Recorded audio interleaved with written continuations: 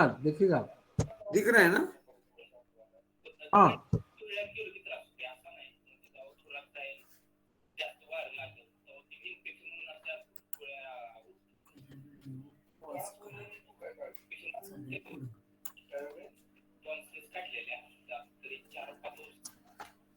एक 21 साल का लड़के का केस है, अनमैरिड है। अब वो उसकी मदर और उसके साथ रहे, मदर और वो खुद रह रहा है। वो पढ़ाई कर रहा है और जॉब भी सर्च कर रहा है। उसका 2 महीने पहले फादर का देहांत हो चुका है। इसको 4-5 साल से बार बार थ्रोट का इन्फेक्शन होता है। इसने 5 साल पहले उसका टॉन्सिल भी रिमूव किया है, लेकिन वो ठीक नहीं हो पा रहा था। तो उसने आते ही चालू कर दिया बात करना मेरे से।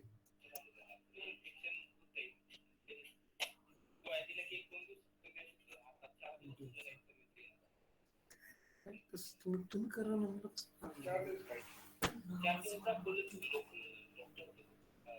कारखान्यावरती, कृष्ण कारखान्यावरती. बर, काय सांगितलं त्यांनी? तेच म्हणजे इन्फेक्शन धुळीत जरा जास्त. तो टॉन्सिल निकाले है, लेकिन उसको 4-5 साल से हर ठंडी में उसको थ्रोट का पेन होता है। 4-5 दिन गोली खाता है, ठीक होता है, फिर से चालू होता है, ऐसा उसका कहना है। तो उसने मैंने पूछा उसको कि 4 दिन क्या किया तूने? तो उसने बोला मैं लोकल डॉक्टर को दिखाया हूँ। तो कहा? तो अपने गांव में दिखा के आया हूँ। तो मैंने पूछा क्या बोला उन्होंने? तो वही बोले डॉक्टर की इन्फेक्शन होता है और धूल और धुएं में गया तो होता है। तो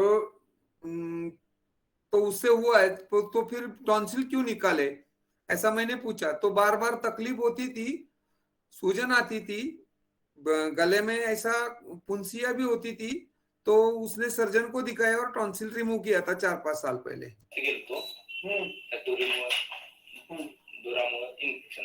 बर, 4 दिवसाचा कोर्स त्यांचा पूर्ण झालाय.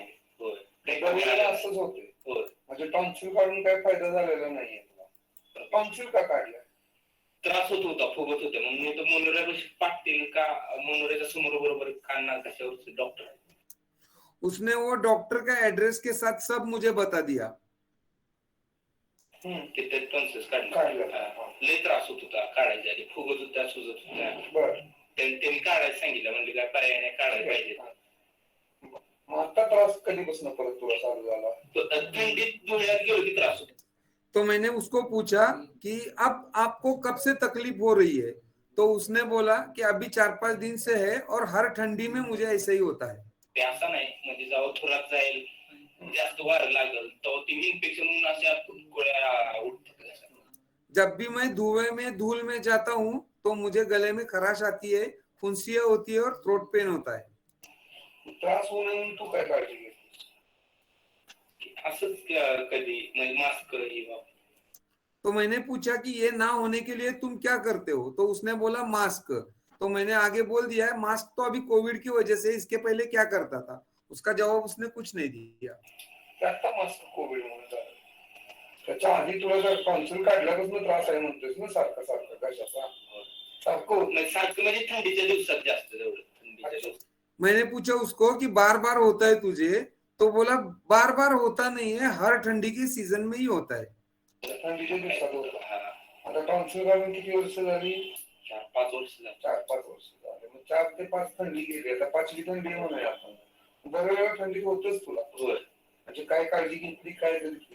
होय, जास्त थंडी लागली तर होतेच. मग बरोबर आहे ना. परवा दिवशी काय झालं, रानामध्ये शेतात गेलतो, मग ते ऊस जायला त्याचा तो धूर असा सगळा वाऱ्यानं ते आला. मग तू 4 दिन पहले वो खेत में गया था, खेत में गया, वहां पे गन्ना वो जलाते हैं ना, उसका धुआं और धूल मिट्टी थी, उसकी वजह से उसका थ्रोट पेन अगेन चालू हो गया।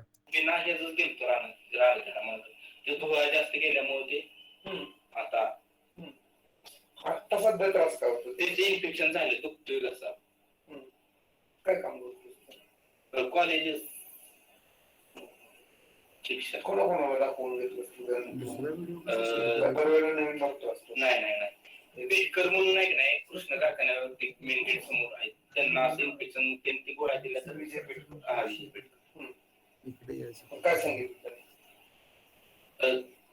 तेच की इन्फेक्शन म्हणले त्यांचा काढाय नको आधी त्यांना नव्हता.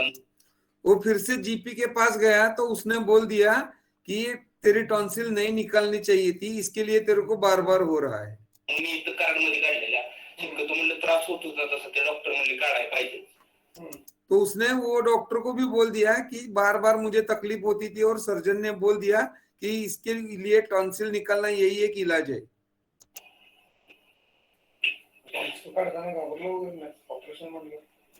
तो मैंने पूछा टॉन्सिल निकालते वक्त वो सर्जरी के टाइम पे तू डरा नहीं ना? तो वो बोलते हैं मैं डरा नहीं, मेरे को एनेस्थीसिया दिया था, इसके लिए क्या डरना.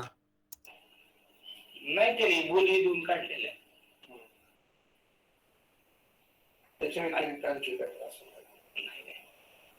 आता माझ्याकडे दाखवायचं का? ते म्हणले इथं. तो मैंने पूछा आप मेरे पास क्यों आए हो? गांव के डॉक्टर के पास से तो दवाई हमेशा लेते हो, तो मेरे पास क्यों आए हो? बहिणीला पण काहीतरी झालेलं ना, चेक केलेलं म्हणजे इथं मला आलेले कमी माझं दाखवून बघूया.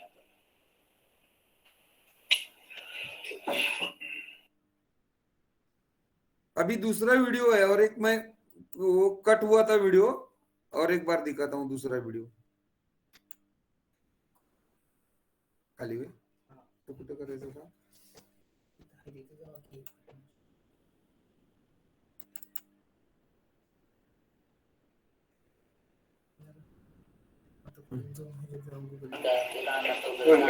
कधी वाढली होती? 2 त्याच्या जास्त त्याला ती शेती झाली आधी याच्या आधी कधी केलं नाही. आता एकदम लोड पडला नाही, सकाळी लवकर जायचं राहणार जास्त त्रास पुढे काय करणार आहे? जॉब्स बघायला लागले नाही, शेती नाही जॉब्स पण बघायला लागले.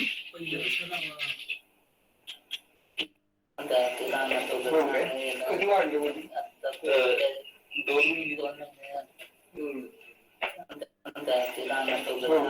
कधी वाढली होती? तो बीच में ही गैप आ गया, थोड़ा डिस्टर्ब था, फोन आया था करके मैंने वीडियो रोक दिया था. उसके बाद उसने बोल दिया कि 2 महीने पहले मेरे पिताजी का देहांत हो गया, उसके बाद मेरे ऊपर पूरा जिम्मेदारी आ गई और मैं पढ़ाई भी करता हूँ और खेत में भी जाता हूँ. 2 त्याच्या जास्त त्याला ती शेती झाली आधी याच्या आधी कधी केलं नाही. ये उसका साला है, बोले तो बहन का मिस्टर है. तो वो बोल रहा है कि इसके पहले वो कभी खेत में गया नहीं था. अभी जब से बाप गए हैं, बाप का इंतकाल हो गया, उसके बाद इसको खेत में जाना पड़ रहा है और जिम्मेदारी बढ़ गई है. एकदम लोड पडला नाही, सकाळी लवकर जायचं राहणार जास्त त्रास होणार. पुढे काय करणार आहे? जॉब्स बघायला लागले नाही, शेती. तो मैंने उसको पूछा कि आगे क्या करने वाले हो? तो उसने बोल दिया मैं जॉब सर्च कर रहा हूँ, खेती हमेशा के लिए नहीं करूंगा. जॉब्स पण बघायला लागले.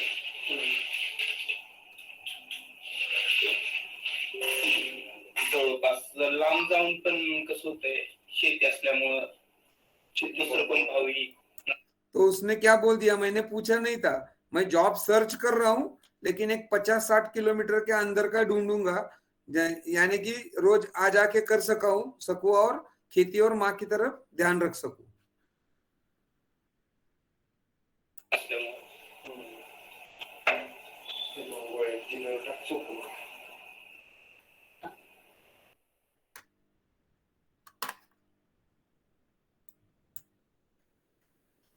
केस समझ में आया भाई?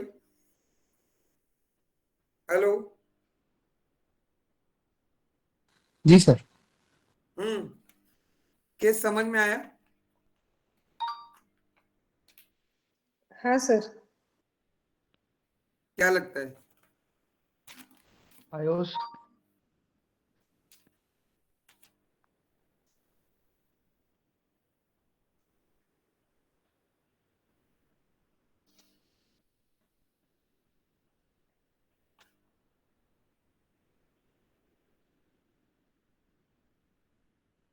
आयुष क्यों?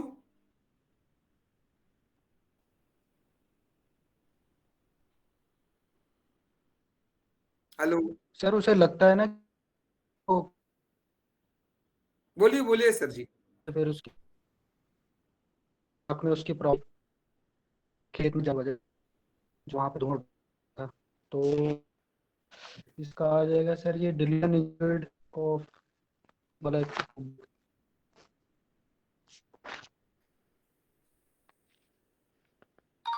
और डिलीशन रॉन्ग सफर्ड ही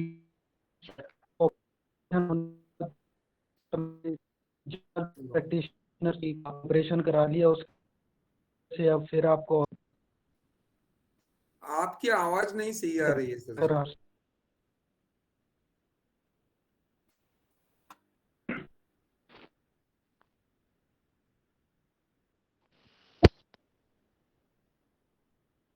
अशोक सर जी आवाज नहीं आ रही है इनकी।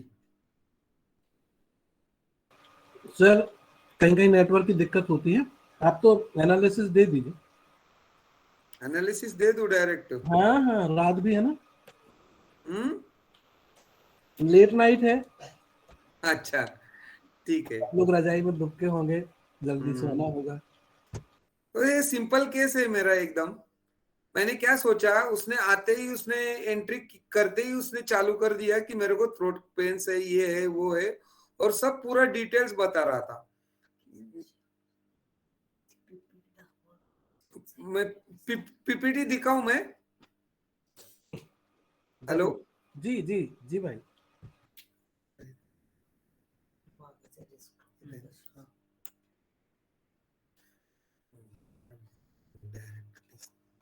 शेयर के ले लेना।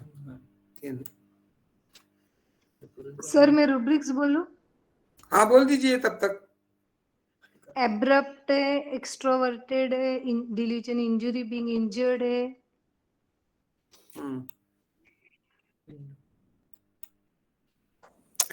Truth telling plain sir. cares and worries for family members. और Duty, too much sense of duty. अच्छा, ड्यूटी क्यों लगी आपको मैडम? मतलब पिताजी जाने के बाद पढ़ाई के साथ साथ सुबह उठ के खेतों में जाना वगैरह। अच्छा, ड्यूटी कैसे कह सकते हैं उसको? तो फिर रिस्पॉन्सिबिलिटी टेकिंग सीरियसली। हाँ ये हो सकता है, रिस्पॉन्सिबिलिटी ले रहे हो, रिस्पॉन्सिबल है बंदा, नो डाउट अबाउट इट, है ना? ओके।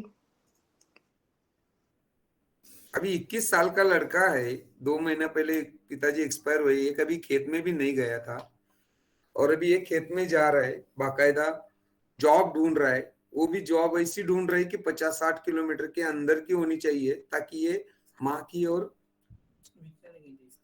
खेत की ये ले सके। पीपीटी दिख रहा है सर जी? सर नहीं नहीं नहीं, दिख रहा दिख रहा दिख रहा दिख रहा है। हाँ दिख रहा है सर। दिख रहा है ना?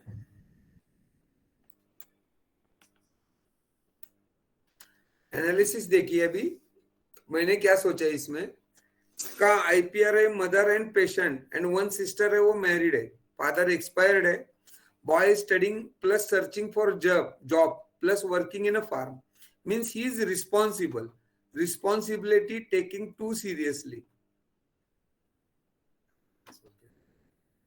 After entering in chamber, he immediately started his complaints, and with all details, he was communicative. Whatever he told, his reasons are perfect. Means when I asked why you came to me, he said, you treated my sister and she felt better with your RX. That's why I came to you. It is his objective reasonable. His father expired 2 months back, and he said, I want to do job, and that to be nearby my village. Means he can do up and down to job and can take care of mother as well as his mother. So I took a rubric, cares full of relatives about. So the remedy given is lachesis. 30 के 3 dose दिए थे, उसके बाद कुछ भी नहीं दिया, पूरा ठीक है अभी। बढ़िया सर, बहुत बढ़िया। जी वरती.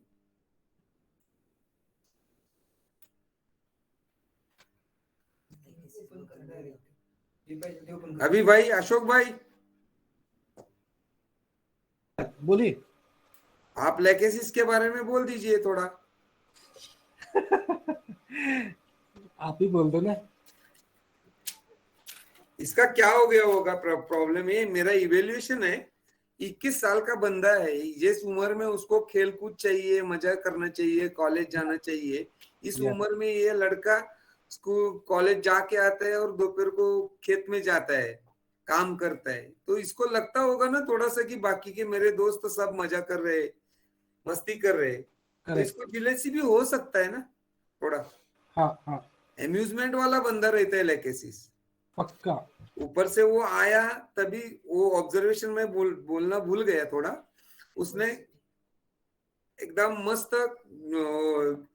टी शर्ट पहना था, जीन पैंट पहना था, और विराट कोहली जैसा भी वो वीडियो में ब्लर किया है तो दिख नहीं रहा है, पूरा विराट कोहली स्टाइल एकदम उसने दाढ़ी बनाया था, दाढ़ी मूछ एकदम कड़क था वो. तो उसमें कॉकेटिश भी ले सकते हैं रेट्रो में.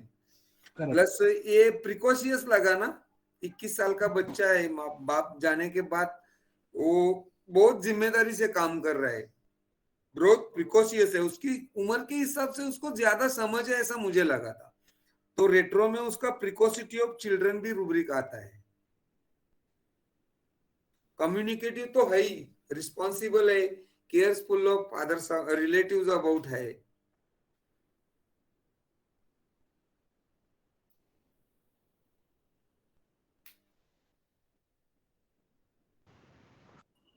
सर इसमें वो धुएं से वगैरह तकलीफ हुई तो डिल्यूजन, इंजरी, बीइंग इंजर्ड, ये रूब्रिक मैं उतना इस्तेमाल नहीं करता हूँ मैडम, क्योंकि क्या है, लेकेसिस का इंजुरी अलग अलग लेवल का है ऐसा मैंने पढ़ा है. सब लेकेसिस का इंजुरी कब होता है? जब उसका एम्यूजमेंट चला जाता है तब इंजुरी होता है. Correct. लोग, मैं तो नहीं, एटलीस्ट ऐसा नहीं पकड़ता हूँ.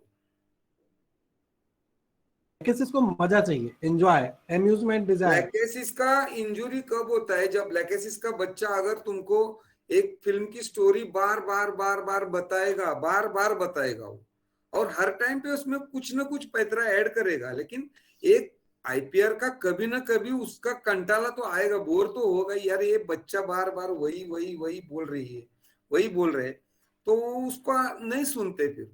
तो जब उसका नहीं सुनते तब लेकेसिस को इंजुरी होती है. इंजुरी एट मेंटल लेवल है वो, ऐसा मेरा.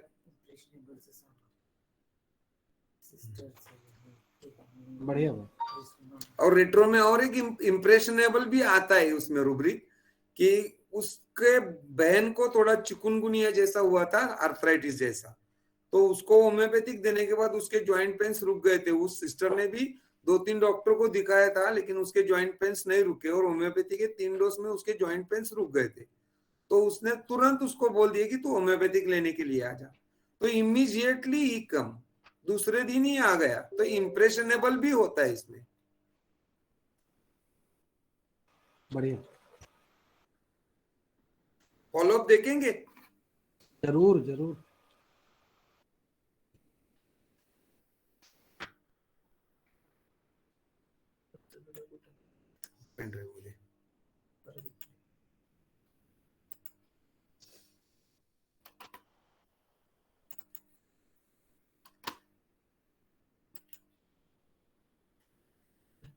मुझे काय म्हटलं?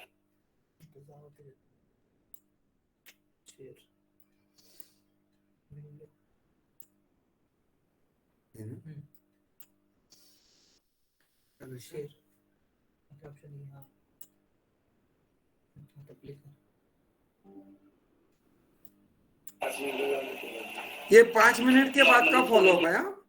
5 मिनिट के बाद का. वाटतंय तरी त्रास होतोय अजून सारखे येताना असा. म्हणजे तुझं म्हणणं असं आहे की 5 मिनिटात 100% कमी आलं. नाही तसं नाही, नॉर्मली मी तुला औषध देऊन एक 5 मिनिटं झाली, तू याच्यापूर्वी याच्यासाठी ॲलोपॅथिक औषध घेत होतास, ती गोळी खाल्ल्यावर एवढ्या फास्ट ते दुखायचं थोडं तरी कमी येत होतं. मी आता औषध दिलेले मग तुला काय फरक जाणवला? पण 10-20% सुद्धा घशातून मोकळं नाही झालं. झालं तेवढं झालं. तेवढंच होणार ना. 5-10 मिनिटात किती होणार आहे? हा, सगळं क्या बोल रहा है सर, ये बता दो. पण त्रास थोडा. फार कसं 5-10 मिनट में उसका 10 to 20% कम आया, इतना ही बोला है. मराठी में है, मैं कट करता हूँ. 7 दिन के बाद का फॉलोअप बताता हूँ सर जी. आता परत गेलो पाहिजे ना मग.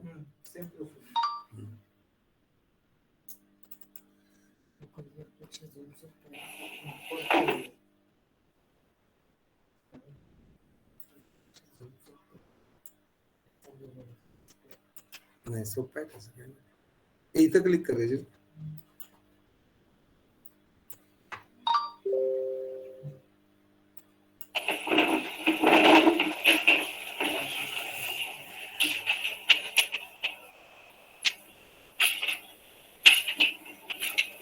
काय काय फरक? अरे फार असं म्हणजे कम्प्लीट थांबलेच दुखायचा. काय काय दुखत? उसने बोल दिया कि पूरा रुक गया है मेरा दर्द, कंप्लीट ठीक हुआ सर. कंप्लीट ठोक हुआ है. लेकिन उसको थोड़ा लगता है मेरे को अभी इन्फेक्शन है, वो तो उसका रहेगा. लेकिन अभी वो एटलीस्ट अभी 2 महीना हो गया, उसको बिल्कुल कोई भी तकलीफ नहीं है. जसं वगैरे अजिबात दुखत नाही. दुखत नाही, थोडं इन्फेक्शन थोडं होतं. काय होतं? म्हणजे काय इन्फेक्शन हा शब्द सोडून तुला त्रास काय होते? तू नाही, उसने फिर से बोल दिया मेरे को इन्फेक्शन लगता है. तो मैंने पूछा उसको इन्फेक्शन मतलब क्या, बुखार आती है क्या, दर्द होता है क्या, तो ना बोला. काय दुखत काय नाही. मग इन्फेक्शन कुठनं डोक्यात? इन्फेक्शन तो मैंने बोला दर्द नहीं होता तो इन्फेक्शन कहाँ से तेरे दिमाग में घुसा है. खूप काय दिसतं. इन्फेक्शन म्हणजे तुला ताप आला पाहिजे, सिंपल आहे. तो उसने बोल दिया कि मेरे को गले में थोड़ा फुंसिया लगती है. तो मैंने उसको समझाया कि ये टेस्ट बर्ड्स है टंग पर के, उसका उससे कुछ ताल्लुकात नहीं है.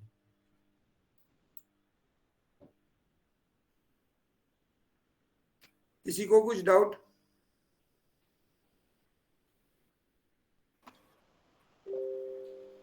कोई क्वेश्चन हेलो? हो तो पूछ लीजिए, दोनों केसों से जुड़े. हाँ दोनों केसों से जुड़े कोई क्वेश्चन है तो पूछ लीजिए, मैं बोला. हाँ.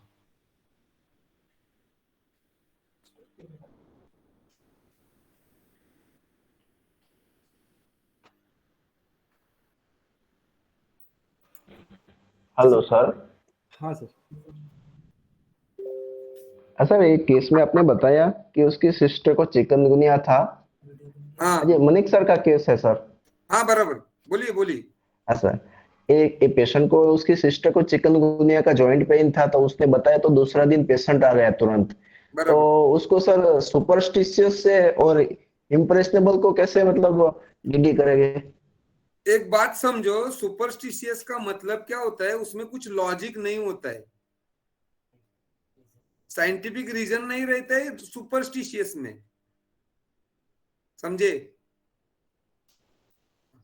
अभी समझो आप, किसी ने आपको बोल दिया कि काला धागा आपके पैर में बांधने से आप बीमार नहीं गिरोगे, इसके पीछे कुछ लॉजिक है क्या, साइंटिफिक है क्या वो? नहीं. नहीं है ना.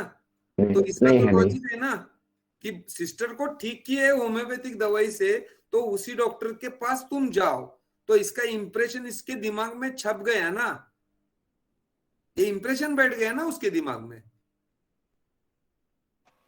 क्लियर हुआ कि नहीं doubt sir? Objective result, confirm result मालूम है कि होम्योपैथी दवाई से ठीक हुआ. ये ऑब्जेक्टिव रीजनेबल भी है और इम्प्रेशनेबल भी है. सुपरस्टिशियस में सर सुनी सुनाई बातें हैं, जिनका हाँ, कोई सुनी सुनाई बात है ना, उसको कुछ लॉजिक नहीं रहता है. अपने सामने से रिजल्ट देखा इसलिए भेजा.